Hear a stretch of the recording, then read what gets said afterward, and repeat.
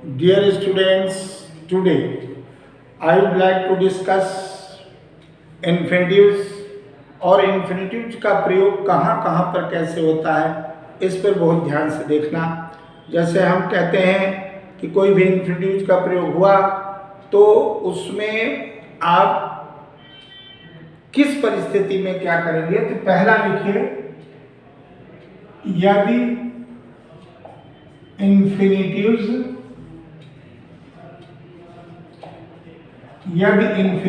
जो हैं वो एंड से, आर से, एक्सेप्ट से,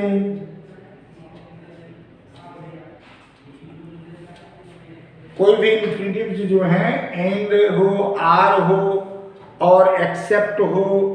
इसके अलावा बहुत से शब्द हैं, बट हो, बट का प्रयोग हो,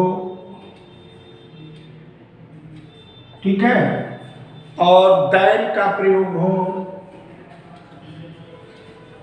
जहां भी इस प्रकार से प्रयोग होते हैं उनमें जो टू लगता है वो एक जगह लगेगा। मतलब जैसे हमने कहा he wants to come, he wants to come, तो यहीं पर आपका पहले लग गया he wants to come, वो आना चाहता है।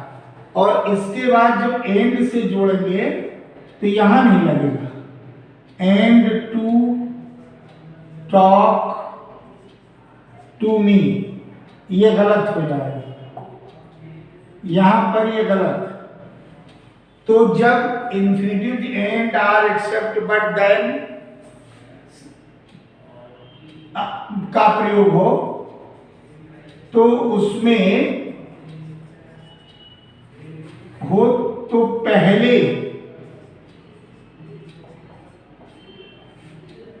जो पहले शब्द होगा, जो तो पहले शब्द के पूर्व टू प्लस वर्ब की फर्स्ट फॉर्म यानी इन्फिनेटिव लगाएंगे। इसको ध्यान रख लीजिए, टू प्लस वर्ब की फर्स्ट फॉर्म का प्रयोग वहां करेंगे। तो he wants to come and to talk, यहां पर ये गलत है। इस पर एक और सेंटेंस देखें, जैसे हमने कहा there is nothing, there is nothing,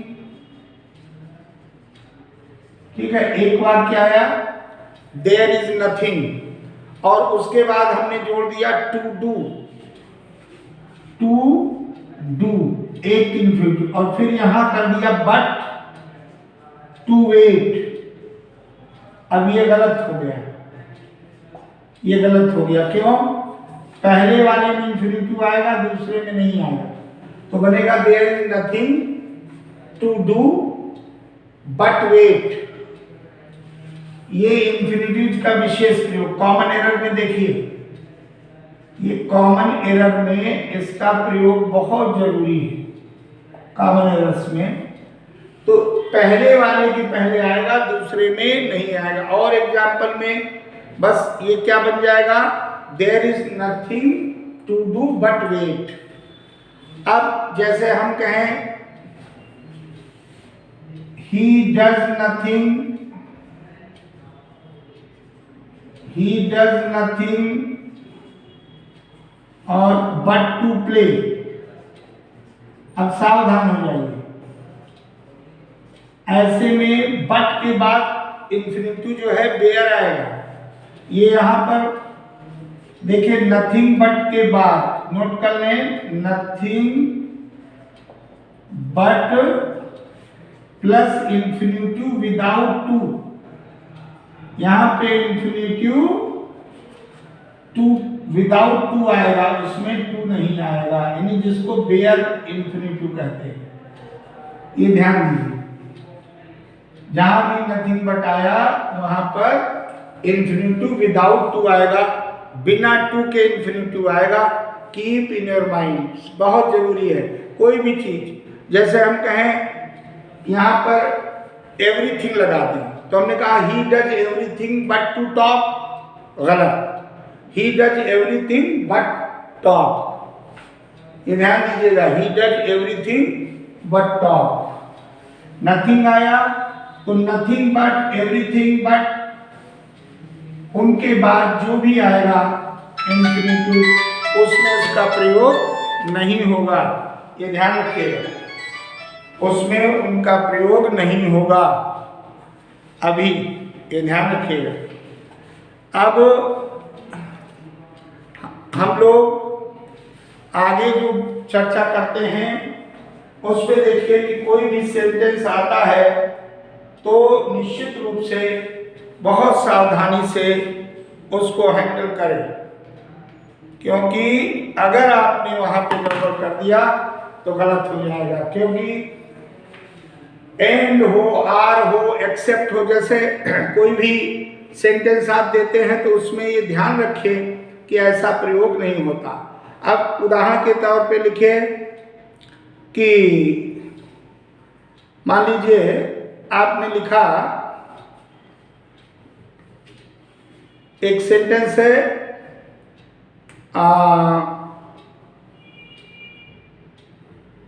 there is, note करिए सब लोग, there is nothing do but walk. अब मान लीजिए ये आ गया, there is nothing do but walk. अब देयर इज नथिंग डू, तो ये भी गलत है, नथिंग टू डू यहां पे लगेगा और यहां नहीं लगेगा, ये गलत हो जाएगा, यहां टू का प्रयोग होना चाहिए, there is nothing to do but walk. तो दोनों तरीके से कॉमन एरर में पूछा जाता है बहुत। अब जैसे हमने कहा कि कहीं भी कोई भी पेयर ऑफ सेंटेंसेस है और इंफिनिटिव का प्रयोग आप लोग करते हैं तो क्लॉज को कैसे रिप्लेस करेंगे, ठीक है। जैसे एक सेंटेंस लिखिए कि India accepts that every man will do his duty.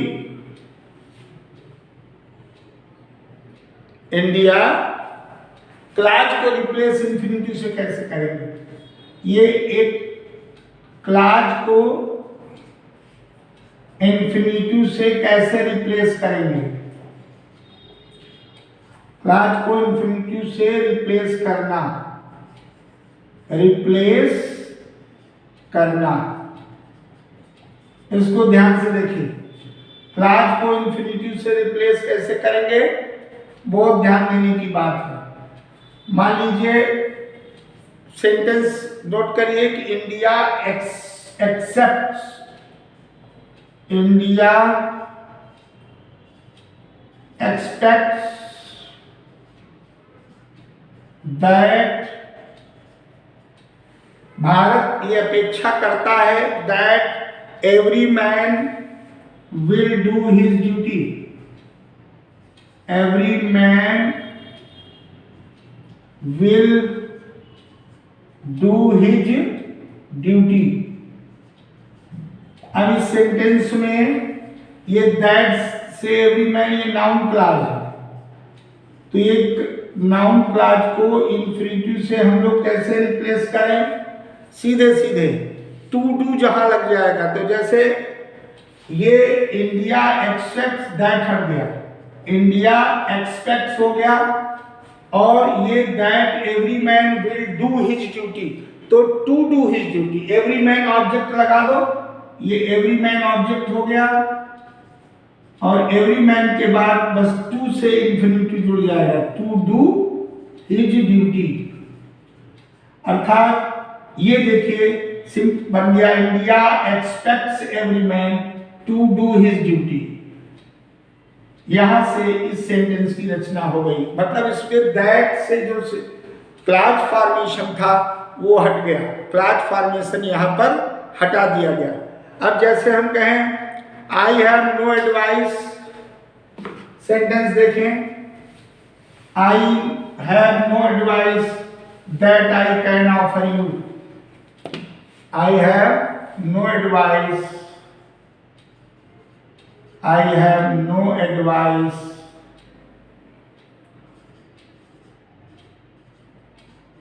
ठीक है, that I can offer you, offer you. अब इसमें वही पद्धति,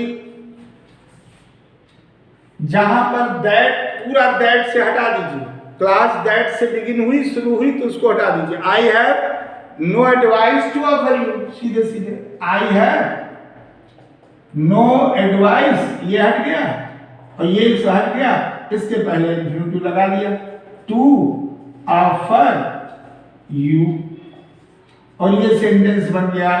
इसमें रिप्लेस हो गया noun clause, I have no advice to offer you. अच्छा, अब इंफिनिटिव जैसे सब्जेक्ट के रूप में हो तो मान लीजिए एक और देखिए, यदि इंफिनिटिव सब्जेक्ट के रूप में हो तो इट से शुरू करो, सब्जेक्ट रूप में हो तो इट का प्रयोग करके, इट का प्रयोग करें और वाक्य को का निर्माण करें। जैसे वाक्य लिखे कि to steal is wrong, sentence है टू स्टील, सब्जेक्ट के रूप में इंफिनिटिव आया, इज रॉन्ग, चोरी करना बुरी बात है, गलत है, तो इट इज से बन गया, it is wrong, introductory adverb से टू स्टील। अब यहां पर ये देखिए ऑब्जेक्ट के रूप में बन गया, तो इंफिनिटिव सब्जेक्ट रूप में हो तो इट का प्रयोग करें और उसे ऑब्जेक्ट बनाएं और ऑब्जेक्ट के रूप में प्रयोग करें, ऑब्जेक्ट के रूप में प्रयोग कर सकते हैं, रूप में प्रयोग करें, ये तरीका है। और उसे ऑब्जेक्ट के रूप में प्रयोग कर सकते, कोई भी सेंटेंस ले लो, to eat too much, to eat too much is harmful, same pattern, to eat too much, जब हम कहते हैं टू ईट टू मच, ठीक है, इज हार्मफुल। अब इस सेंटेंस में देखिए, ये सब्जेक्ट के रूप में इंफिनिटिव का प्रयोग हुआ, तो जो सब्जेक्ट के रूप में इंफिनिटिव का प्रयोग हुआ है उसको आपको ऑब्जेक्ट के रूप में करना है, तो इट से इंट्रोडक्टरी एडवर्ब इट लगाइए और it is harmful, it is harmful to eat और टू मच इधर आ गया और आपका ये सेंटेंस बन गया। ये सब्जेक्ट के रूप में था, अब ये ऑब्जेक्ट के रूप में आ गया, तो मीनिंग में कोई चेंज नहीं आया। इस प्रकार से बहुत सावधानी से आपको इसको करना। अब जैसे दैन का कहा था, तो अगर हम कहें you had better, you had, than की बात आई थी, you had better, you had better than, और टू गो, मान लीजिए ऐसे से यू हैड बेटर और देन,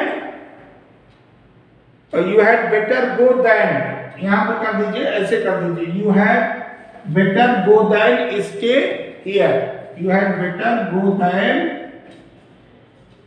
स्टे हियर, यहां स्टे करने के बजाय जाना अच्छा हो। अब you had better go than stay here, तो जब इसको आप करेंगे तो आप देख रहे हैं कि यानी इसका है यहां ठहरने की अपेक्षा अच्छा होता तुम चले जाते, ये भाव आया, you had better go than. तो परीक्षा में यहां पर अगर देन के बाद टू लगाता है तो गलत हो जाएगा, क्योंकि देन के बाद देयर इंफिनिटिव मैंने आपको लिखा दिया, you had better go than stay here, ये सही है। और परीक्षा में टू आता है यानी विद टू आता है तो सेंटेंस गलत है। इसी प्रकार से मान लीजिए सेंटेंस है कि यू हैड बेटर, कोई सेंटेंस ले लिया हमने, कहा you had better to go than to stay here, you had better to go than to stay here, तो भी नहीं हो सकता। कदापि यहां भी बेटर के बाद भी नहीं आ सकता, और ना दैन के बाद आ सकता है। इसी प्रकार से जैसे उड रादर है, उड रादर में भी देख लीजिए, उड रादर में के साथ भी विदाउट टू आएगा। जैसे हमने कहा he would rather die, he would rather die than to tell a lie, than to tell और ए लाई। अब इस सेंटेंस में देखें, यहां वुड रादर है तो बेयर इंफिनिटिव का प्रयोग करें। He would rather die than tell a lie, to का प्रयोग नहीं होगा। बेयर इंफिनिटिव माने विदाउट टू का प्रयोग करें, बहुत सावधानी से। और जैसे सूनर आया, अब उसमें भी he would sooner die than tell a lie. अगर यहां यही वुड है और सूनर कर दीजिए तो भी बनेगा he would sooner die than to tell a lie, नहीं, sooner die than tell a lie. बहुत सावधानी से, क्यों? बेयर इंफिनिटिव का प्रयोग। तो ये जो आप लिख रहे हैं, लिखा है, उसके अनुसार बहुत सावधानी से इसका प्रयोग करें, और it is very very important in examination point of view. Had, better, would rather, कुछ भी, वुड सूनर, इनके बाद बेयर इंफिनिटिव का ही प्रयोग होता है। Thank you very much.